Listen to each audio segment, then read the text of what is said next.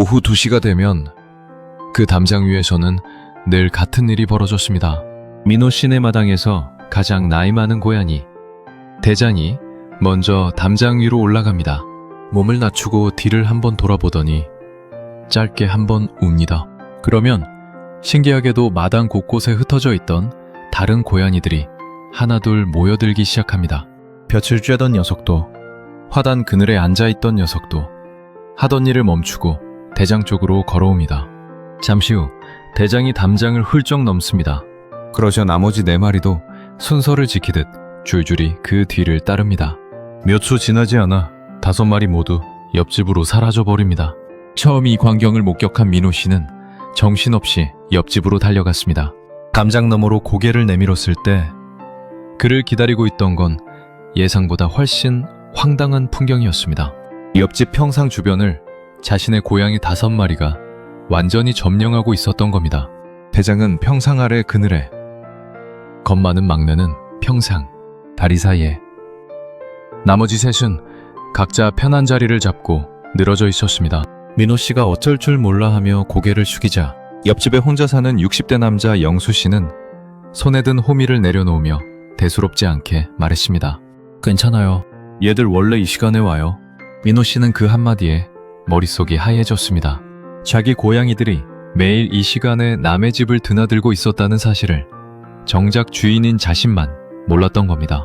몇 주 전부터 대장이 먼저 옆집을 오가기 시작했고 어느 순간부터 다른 고양이들까지 따라 붙었다는 걸 민호 씨는 그날 처음 알게 되었습니다.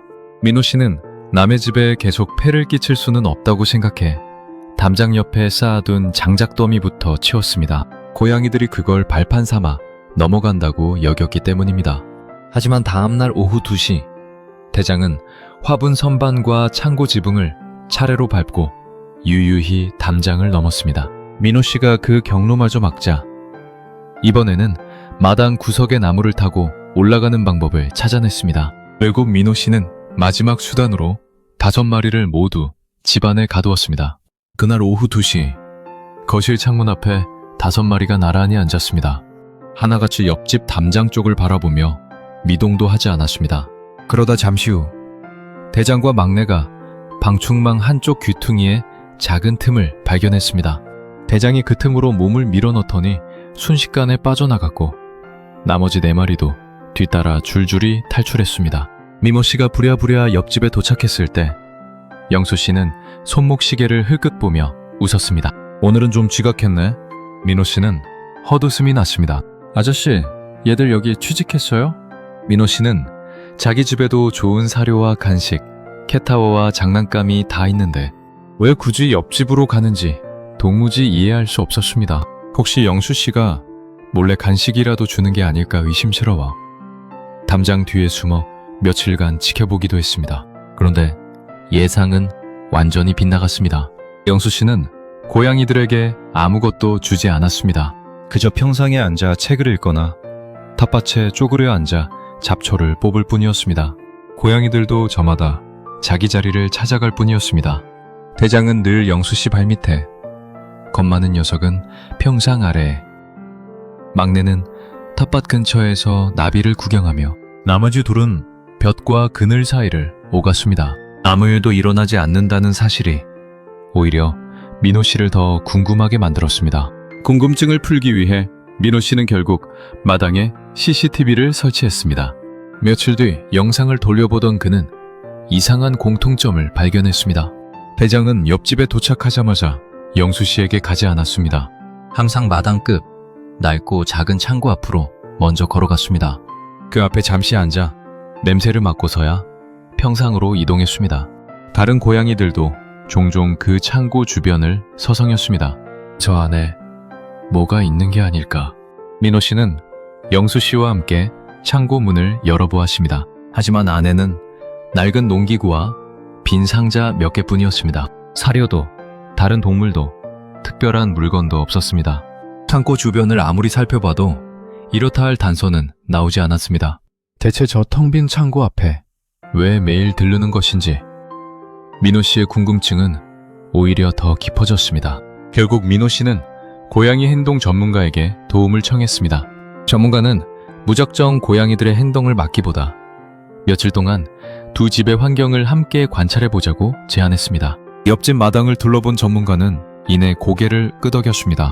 조용한 평상, 볕과 그늘이 적당히 갈리는 자리, 텃밭에 벌레와 새들, 몸을 숨길 만한 구석까지 고양이들이 좋아할 요소가 곳곳에 있었습니다. 게다가 영수 씨는 고양이를 억지로 끌어안지 않았고 쫓아가서 만지지도 않았으며 자고 있는 고양이를 깨우는 법이 없었습니다. 고양이가 먼저 다가올 때만 조용히 손을 내밀었습니다. 전문가가 감탄하듯 말했습니다. 이분이 고양이들이 좋아하는 걸 굉장히 잘하시네요. 영수 씨가 어리둥절한 얼굴로 물었습니다. 제가 뭘 했는데요? 전문가가 웃으며 답했습니다. 아무것도 안 하셨잖아요. 전문가는 다시 CCTV 속 창고 장면을 돌려보다가 문득 영수 씨에게 대장이 처음 이 집에 나타난 날을 기억하느냐고 물었습니다. 영수 씨는 잠시 생각에 잠기더니 몇 달 전 어느 무더운 오후를 떠올렸습니다. 텃밭 일을 하던 중 창고 앞 그늘에 낯선 고양이 한 마리가 웅크리고 있는 걸 발견했다고 했습니다. 바로 대장이었습니다. 영수 씨는 다가가 잡으려 하지 않았습니다. 더워 보이는 게 마음에 걸려 창고 앞 그늘에 작은 물그릇 하나만 슬쩍 놓아두고 자리를 비켰을 뿐이었습니다. 매장은 한참을 경계하다 조심스레 다가와 그 물을 마셨습니다. 다음날 비슷한 시간 대장이 다시 나타났습니다. 영수 씨는 또 같은 자리에 물을 놓아두었습니다. 그런 하루하루가 며칠 동안 반복되었습니다. 대장에게 그 창고 앞 그늘은 이 집에서 처음으로 안전하다고 느낀 자리였던 겁니다. 그래서 지금도 옆집에 올 때마다 가장 먼저 그곳부터 확인하는 것이었습니다. 창고 안에 비밀이 있었던 게 아니라 대장의 기억 속에 그 자리 자체가 특별했던 것뿐이었습니다. 전문가는 민호 씨의 마당에도 고양이들이 좋아할 만한 환경을 만들어 보자고 제안했습니다. 민호 씨는 마당 한쪽에 전망대를 세우고 그네막과 송슴집을 놓고 오후 2시가 되기 전에는 일부러 고양이들과 놀아주는 시간을 가졌습니다. 그렇게 준비한 첫날 오후 2시, 대장은 담장으로 향하다 말고 새로 생긴 전망대 쪽으로 방향을 틀었습니다. 민호 씨는 반색하며 지켜보았습니다. 대장이 전망대 위에서 3분 가까이 머무르자 민호 씨는 전문가를 향해 의기양양하게 말했습니다. 됐죠? 그 순간 대장이 스르륵 내려오더니 그대로 담장을 넘어가 버렸습니다. 민호 씨는 맥이 탁 풀렸습니다. 전문가가 웃으며 위로했습니다. 어제는 0분이었잖아요. 그래도 시간이 지나며 조금씩 변화가 생겼습니다. 매일 5마리가 함께 넘어가던 것이 3마리, 2마리로 줄어들었습니다. 어떤 날은 대장 혼자 다녀오기도 했고 어떤 날은 아무도 담장을 넘지 않았습니다. 민호 씨는 이제야 문제가 조금씩 풀리는 듯한 기분이 들었습니다.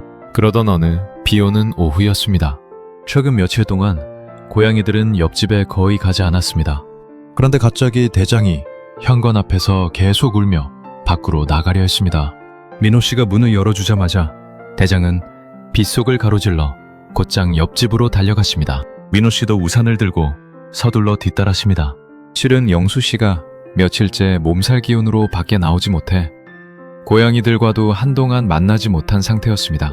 그날 조금 몸이 나아진 영수 씨는 평상 처마 아래 홀로 앉아 빗소리를 듣고 있었습니다.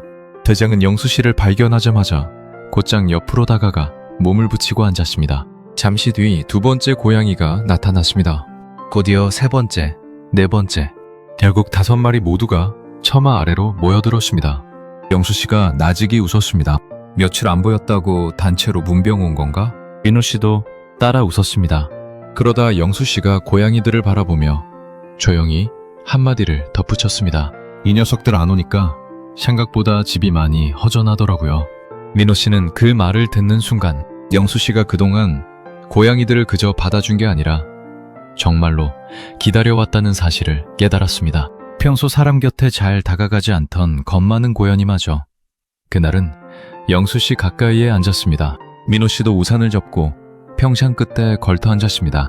2 남자와 5마리의 고양이가 빗소리를 들으며 그렇게 잠시 나란히 앉아 있었습니다. 그날 이후 민호 씨와 영수 씨는 눈에 띄게 가까워졌습니다. 민호 씨는 종종 커피 2잔을 들고 담장을 넘어갔고 영수 씨는 고양이들 이름을 하나하나 부르며 농담을 건넸습니다.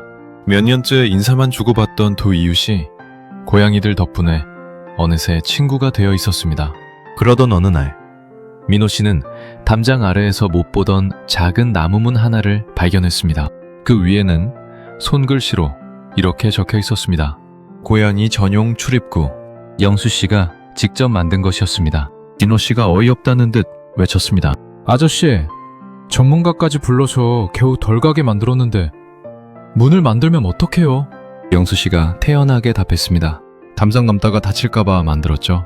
그러면 또 맨날 오잖아요. 오고 싶은 날만 오라고 해요. 두 사람은 결국 마주보며 웃고 말았습니다. 이제 두 사람 모두 고양이들의 방문을 더 이상 문제로 여기지 않았습니다. 그로부터 얼마 뒤 어느 화창한 오후였습니다.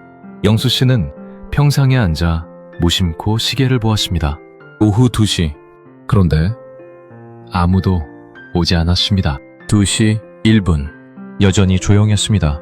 영수 씨는 작은 나무 문을 바라보며 혼잣말을 했습니다. 오늘은 단체 유무인가? 그 순간 문이 조금씩 움직였습니다. 대장의 얼굴이 쏙 나타났습니다. 그 뒤로 두 번째 얼굴, 세 번째, 네 번째, 그리고 마지막으로 막내까지 5마리가 차례로 문을 통과해 마당으로 들어섰습니다. 영수 씨가 웃음을 터뜨렸습니다. 오늘은 전원 출근하셨네. 담장 너머에서 민호 씨의 목소리가 들려왔습니다. 퇴근은 6시까지입니다. 오늘 회식인데요. 간식값부터 내세요. 두 남자가 웃는 사이 고양이들은 벌써 마당을 가로질러 각자 좋아하는 자리로 뛰어가고 있었습니다. 고양이들은 자기 집을 버리고 다른 집을 선택한 것이 아니었습니다. 그저 편안하게 쉴 수 있는 자리 하나와 자신들을 조용히 기다려주는 사람 한 명을 더 발견했을 뿐이었습니다.